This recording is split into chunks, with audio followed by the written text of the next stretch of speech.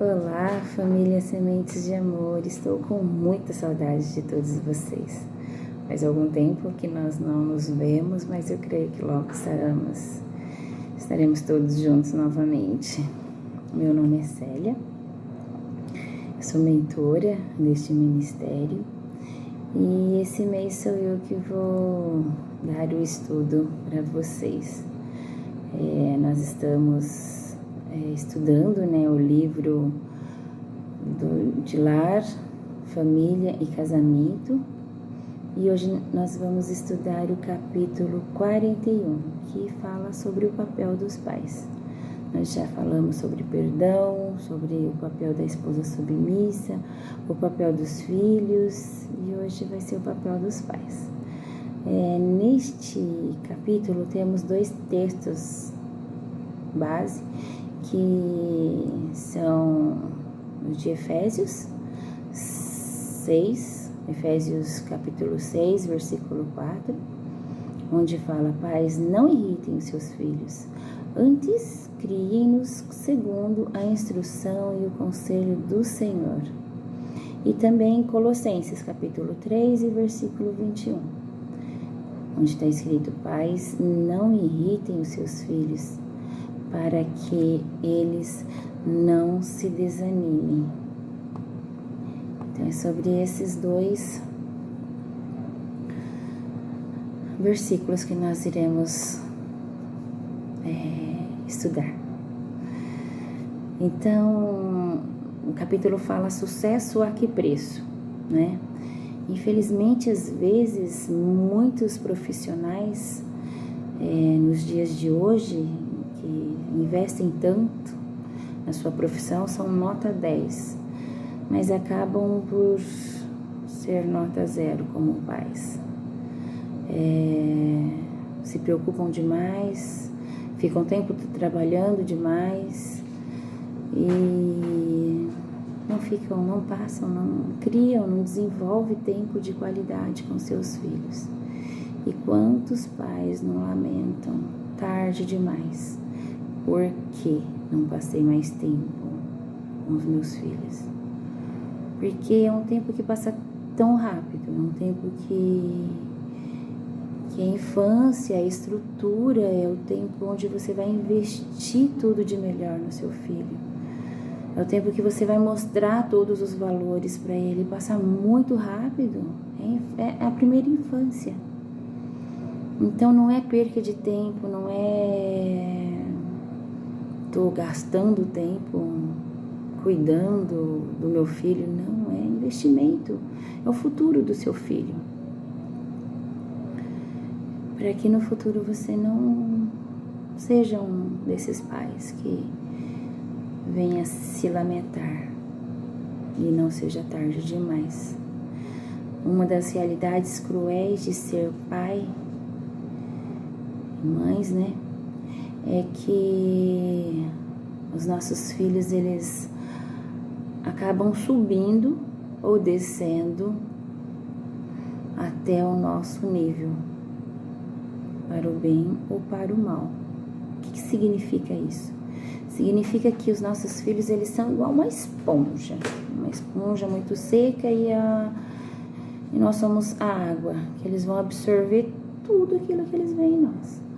Então, se eles veem coisas boas, eles vão absorver, mas bem pouquinho. Se eles veem coisas más, pecados, eles vão absorver e vão ampliar, fazer tsunami dessa água do mal.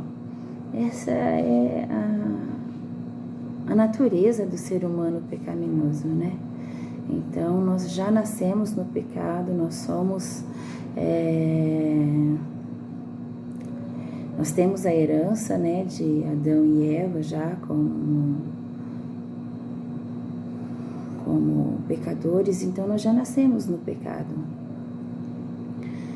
E então eles já nascem com essa tendência pecaminosa para o mal. E eles refletem o caráter dos pais. Talvez por isso que a palavra de Deus dê tanta ênfase sobre a criação, sobre a responsabilidade dos pais em modelar e treinar os seus filhos. Já descobrimos que os filhos são controlados pelo Espírito Santo. E filhos controlados pelo Espírito Santo, eles obedecem e honram os pais. E tem vontade de aprender, e tem vontade de conhecer. Mas isso tudo é orientação, isso tudo é dedicação, isso tudo é investimento dos pais na vida dos filhos. E também nós sabemos que temos os pais controlados pelo Espírito Santo. Os pais controlados pelo Espírito Santo, eles não provocam os seus filhos desnecessariamente.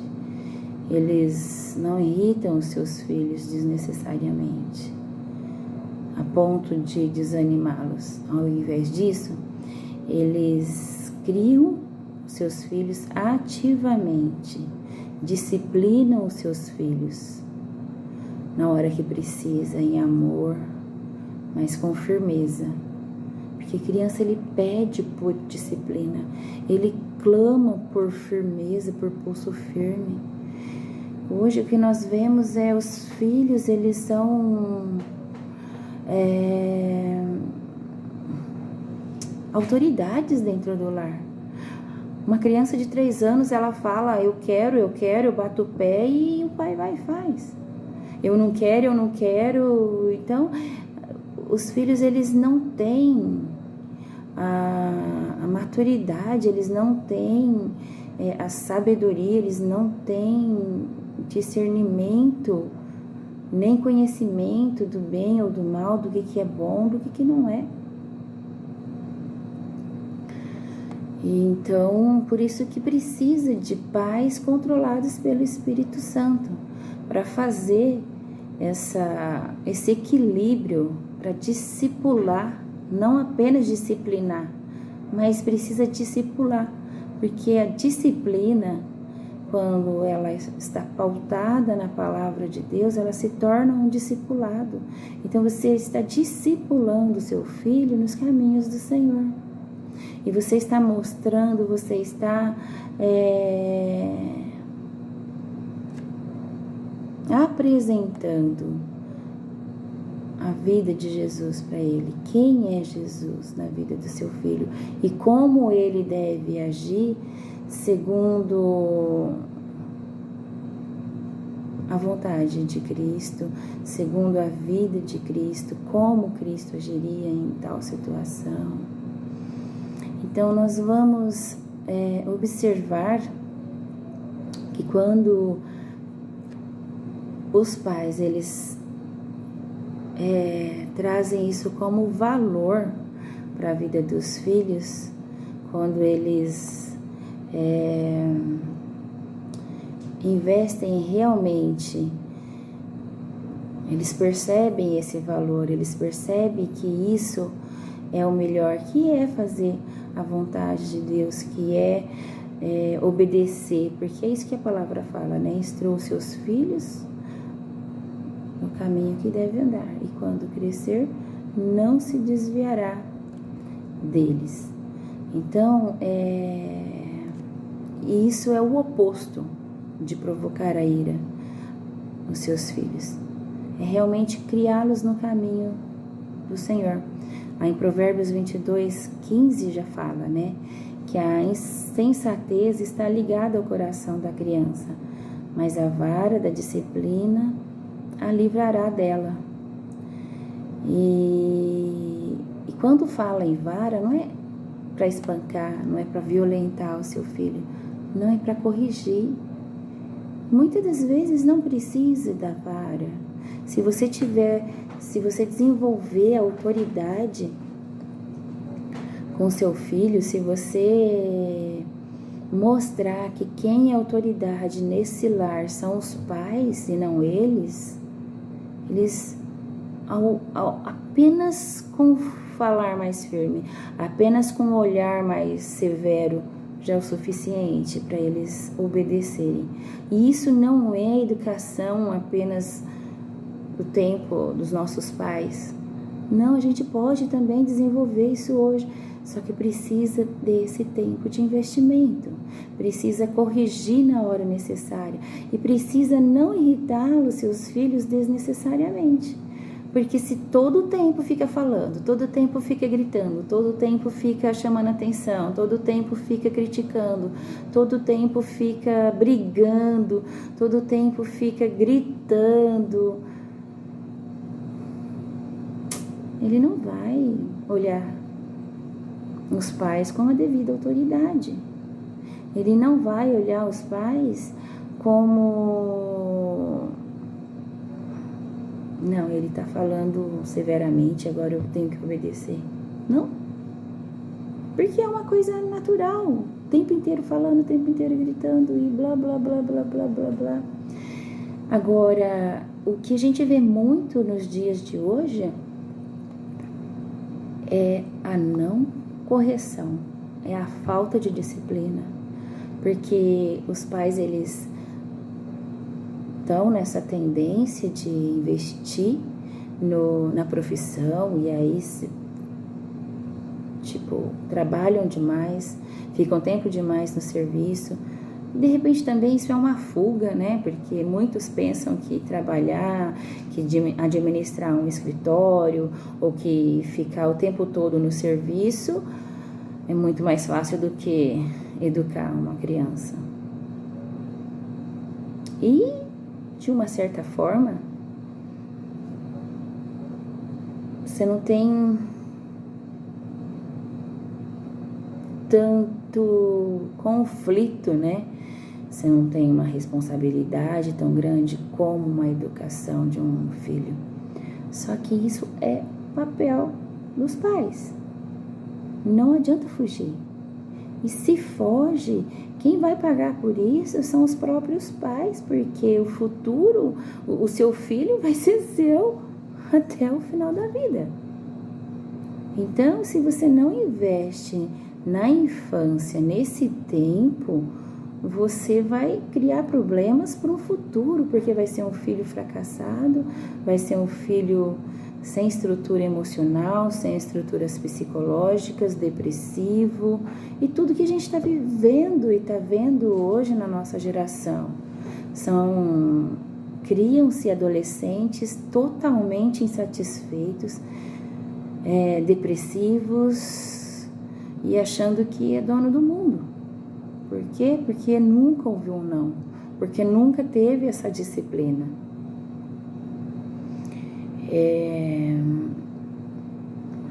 Então,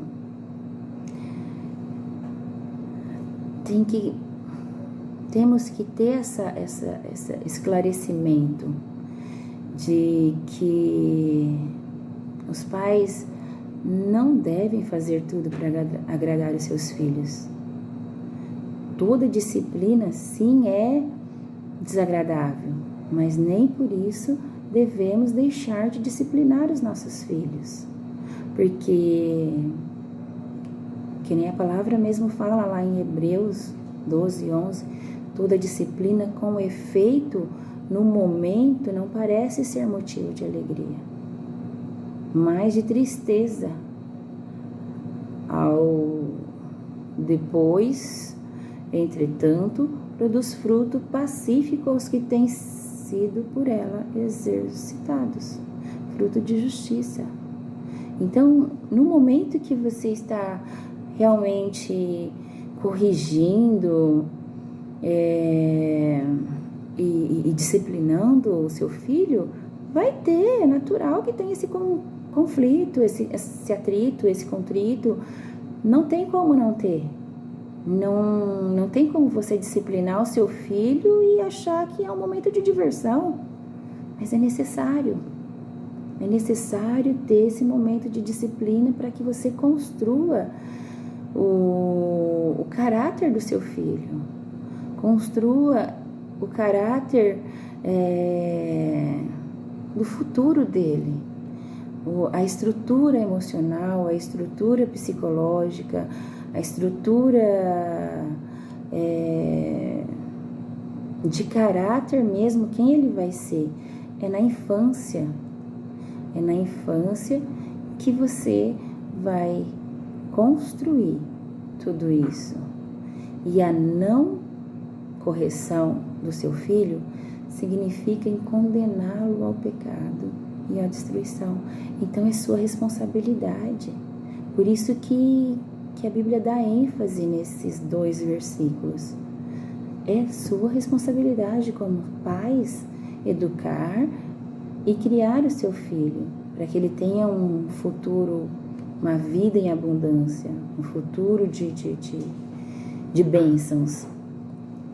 Agora, se você foge disso, você está condenando o seu filho ao pecado e à destruição, porque o salário do pecado é a morte.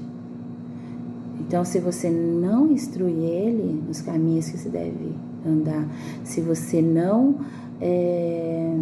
mostra para ele qual é o certo, o que é o certo, o que é quem é Deus, quem é Jesus, não apresenta Jesus para ele, ele não vai saber. E como no coração dele só tem estutices, só tem coisas sem conhecimento do bem ou do mal, então ele vai seguir o mal, porque já está ali plantado no nosso coração, a gente já nasce com isso. Então a essência da ordem é muito mais do que não frustrar a criança. Os pais, eles irritam os seus filhos quando eles confundem autoridade com autoritarismo. A maioria pensa assim, eu sou seu pai e você tem que me obedecer, e impõe aquilo que ele quer, independente se é bom ou não. Isso é autoritarismo, porque meu filho, você tem que obedecer a fazer até o errado. Não é isso. Então isso sim provoca ira nos filhos, isso sim irrita os seus filhos. Então você tem que desenvolver a autoridade. A autoridade é respeito, a autoridade é amor, a autoridade é exemplo. Autoritarismo é aquela coisa, faça o que eu falo e não o que eu faço. Autoridade não. Autoridade você mostra o exemplo, faça o que eu faço, que é o que Paulo fala, né? Que as pessoas olhem para mim e me sigam assim como eu sou seguidor de Cristo. Então, eu sendo seguidor de Cristo, eu vou ensinar os meus filhos a seguirem a Cristo também. Então, isso é autoridade. E essa autoridade a gente recebe de Deus. A gente não tem essa autoridade só porque somos adultos ou somos pais. Essa é uma autoridade vinda de Deus.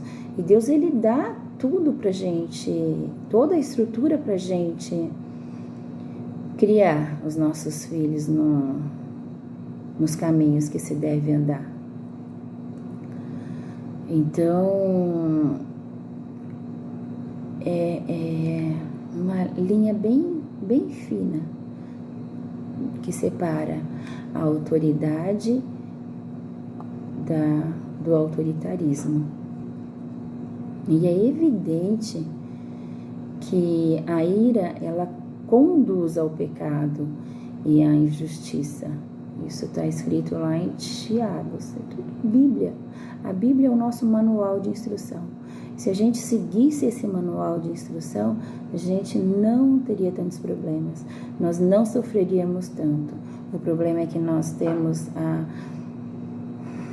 o pecado no nosso coração e a gente tem a rebeldia, a não aceitação do que é bom, porque acha que é regra, porque acha que é mal, e aí a gente acaba pagando um alto preço por não seguir o manual do ser humano, que é a Bíblia.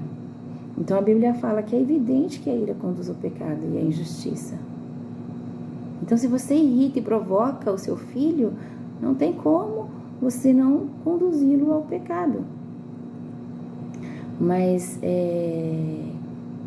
um esclarecimento é que, assim, é não provocar a ira no seu filho desnecessariamente. Não é nunca provocar a ira, porque a disciplina, a correção, já é uma ira que você está provocando no seu filho. Então, deixa para provocar essa ira no momento certo. Por isso que tem um momento certo de corrigir. Tem um momento certo de chamar o seu filho e orientá-lo e discipliná-lo. Se for o caso, com a vara, sim. Mas são varadas com amor. São varadas com orientação, conduzindo. A criança, ela, se necessário, a vara, ela tem que saber o porquê dessa vara. Ela tem que saber, não é apenas apanhar porque você fez o que eu não gostei, porque você me fez passar vergonha. Não, é porque você pecou. Então, o pecado tem que ser muito mais explicado. A criança, ela tem que saber que antes de desagradar o coração de qualquer pessoa, do pai ou da mãe ou de qualquer outra pessoa, ela desagradou o coração de Deus. Então ela tem que saber que aquilo de errado que ela fez é um pecado, não apenas um erro perante a mãe ou perante o pai. E as escrituras são repletas de exemplos de pais cujo pecado criou uma situação de ira ou frustração no filho que levou a pecar.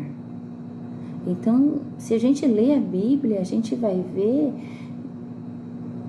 vários modelos de pecadores, assim como eu, assim como você, assim como os nossos filhos. E Adão e Eva mesmo é o primeiro exemplo de pecado. É o primeiro exemplo da forma que o pecado entrou no mundo. É por meio deles que a gente temos essa herança pecaminosa.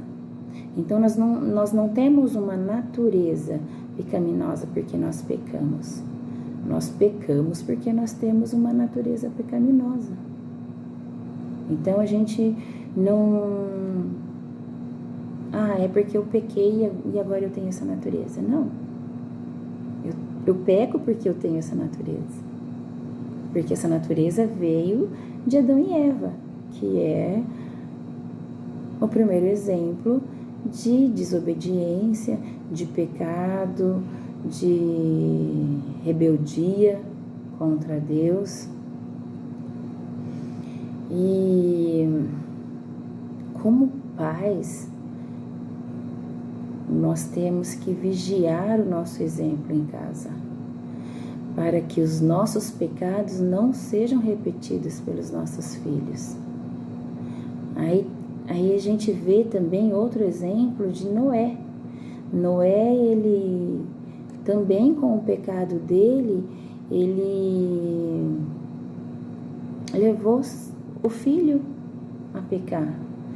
Que ele bebeu, ficou bêbado, a esposa sua nudez, aí levou o filho a zombar dele, a caçoar, e por conta disso ele amaldiçoou uma nação toda, que é a geração de Cã. E aí temos vários outros exemplos. Abraão lá em Gênesis 12, 13 e 26, capítulo 12, versículo 13, e depois capítulo 26 e capítulo 26 e versículo 7, fala que Abraão mentiu 2 vezes. E quem foi Abraão? Foi o pai da fé. Então você percebe que todos, quem foi Noé? Foi o homem que andava com Deus, que Deus escolheu no meio de toda aquela maldade que tinha na época dele, e fez a arca e obedeceu e seguiu a vontade de Deus, mas depois ele pecou e levou o filho dele ao pecado, assim como Noé, assim como Abraão, que mentiu que Sarai era sua irmã. Não era uma mentira por completo, porque Sarai realmente era meia irmã dele, mas ele usou essa meia verdade para enganar. E quantas vezes nós não fazemos isso? Quantas vezes nós sabemos que a mentira é um pecado e às vezes nós realmente ignoramos. A mentira é um pecado, mas essa é uma mentirinha, dizem, né, mentira branca, né, alguma coisa assim, que não é pecado. Mentira é pecado, independente de qual contexto, de qual situação, é mentira, sempre é mentira. E o pai da mentira, a Bíblia fala que é o diabo, que é o pai da mentira. Então, se a gente mente, se a gente está tentando manipular alguma situação, manipular alguma pessoa, os filhos, eles estão observando tudo isso. E eles observam e vivem e fazem muito rápido, muito rápido. E cada vez mais, né, porque eles têm muito mais informações hoje do que há alguns anos atrás. Então, por isso que eles respondem muito rápido todos os pecados que eles veem em nós. Também temos o exemplo na Bíblia de Ló e suas filhas, lá em Gênesis capítulo 13, versículo 12, depois capítulo 14, versículo 12 também, e capítulo 19, versículo do 1 ao 38. Ló, quem foi Ló? Sobrinho de Abraão, que escolheu o melhor lugar, que escolheu um lugar onde ele achou que seria só bênçãos, né? Um campo todo verde, para os animais dele lá terem pasto. Então ele sabia que ele não ia passar dificuldade, só que ele se aproximou demais do mundo, né? Ele abraçou o mundo e todos os padrões mundanos. Então o progresso de Ló fez ele chegar cada vez mais perto do mundo, cada vez mais perto de pecados. E é no ponto onde o pecado é normal. Todo pecado é normal. Tudo que vem do mundo é normal. Ah, não, esse negócio é coisa de crente, é coisa de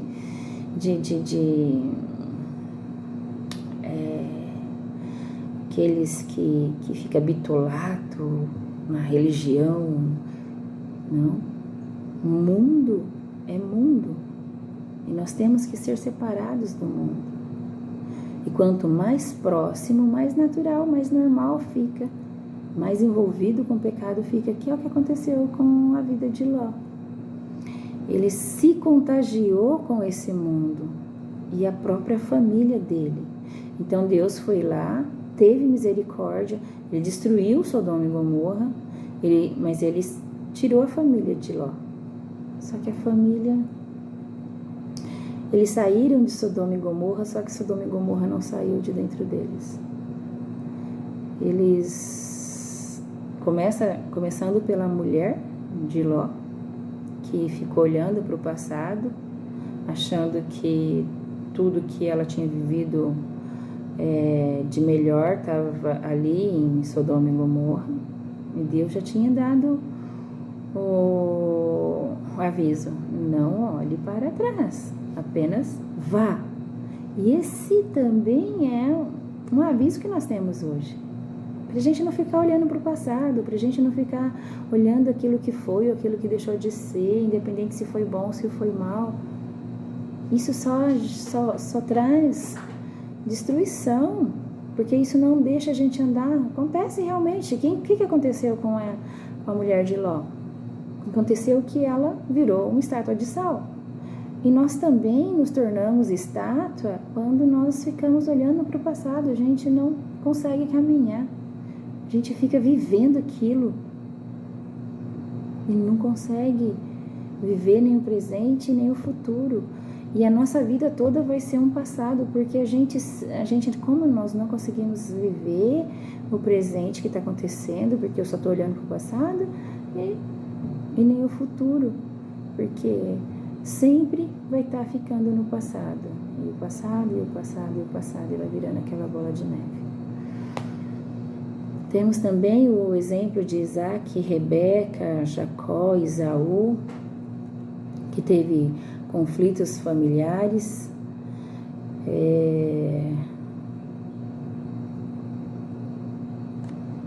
A Rebeca, né? Fazendo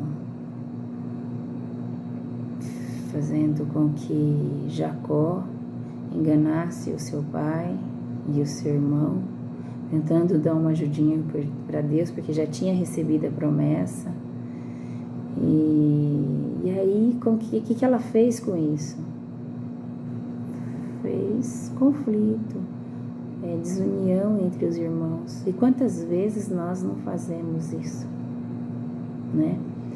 Quantas vezes damos preferência, que foi o que ela fez com Jacó, né? Ela fez um filhocentrismo que nossa, esse filho é tudo para mim, é o meu preferido,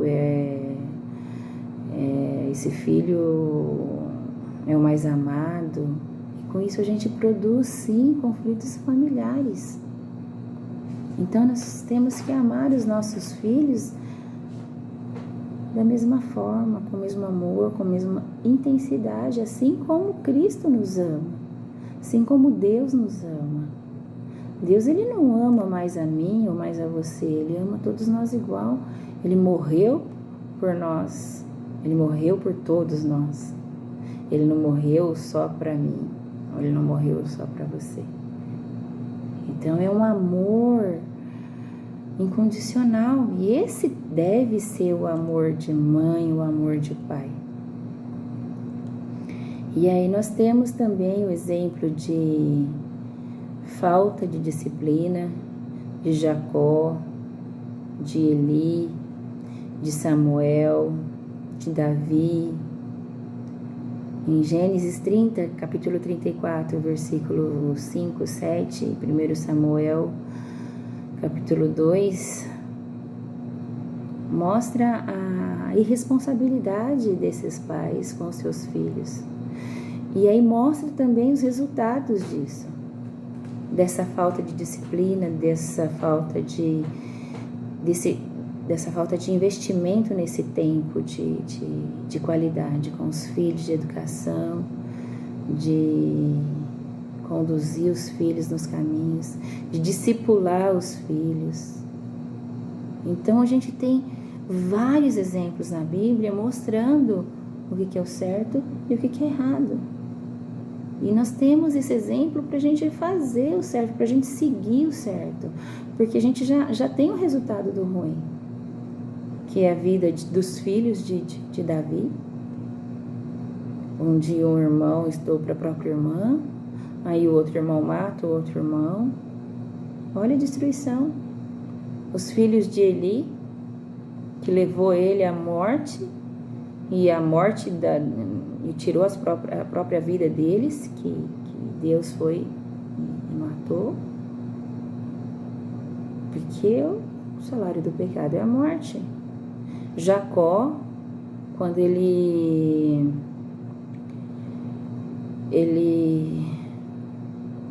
deixou a responsabilidade na mão dos filhos. Quantas vezes nós deixamos as nossas responsabilidades nas mãos dos nossos filhos?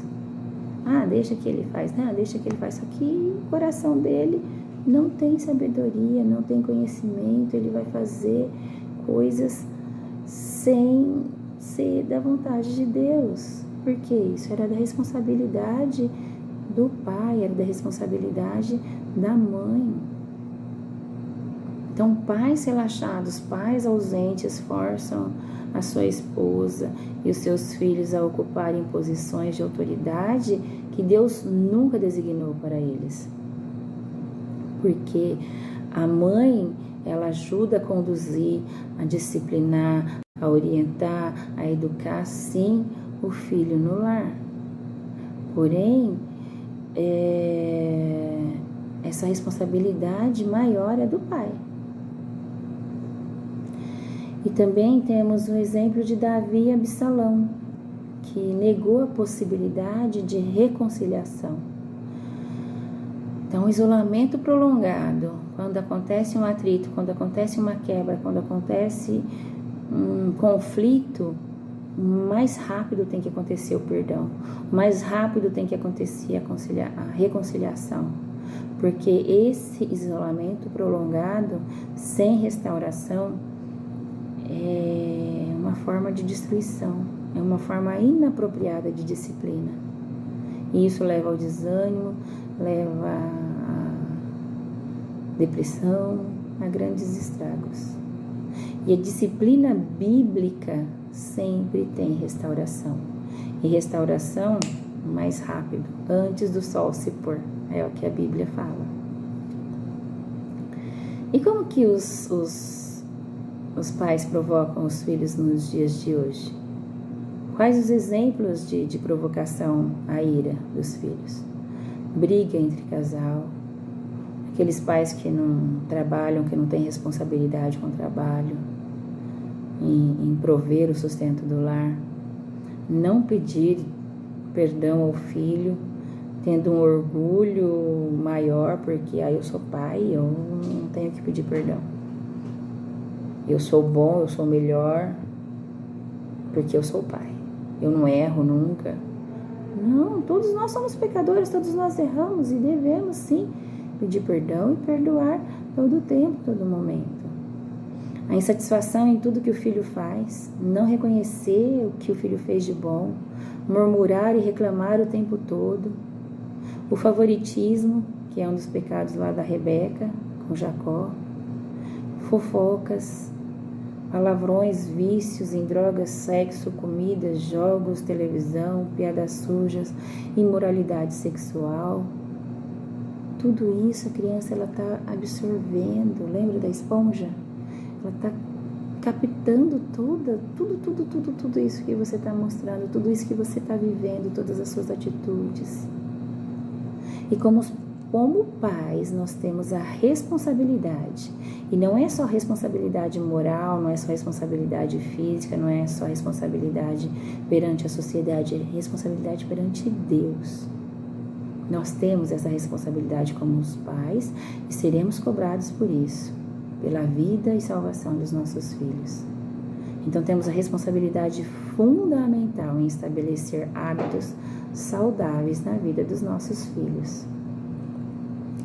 E eu encerro esse estudo deixando 3 perguntas para a sua reflexão sobre tudo que falamos. A primeira é: como reconciliar o fato de que a disciplina muitas vezes é considerada como provocação pelo filho, mas exigida por Deus? Quais são as outras maneiras que vêm à mente pelas quais podem frustrar e desanimar os seus filhos? E como a graça de Deus é o maior e melhor antídoto contra o desânimo na vida cristã. Como os pais pode ser ministro da graça sem baratear o evangelho?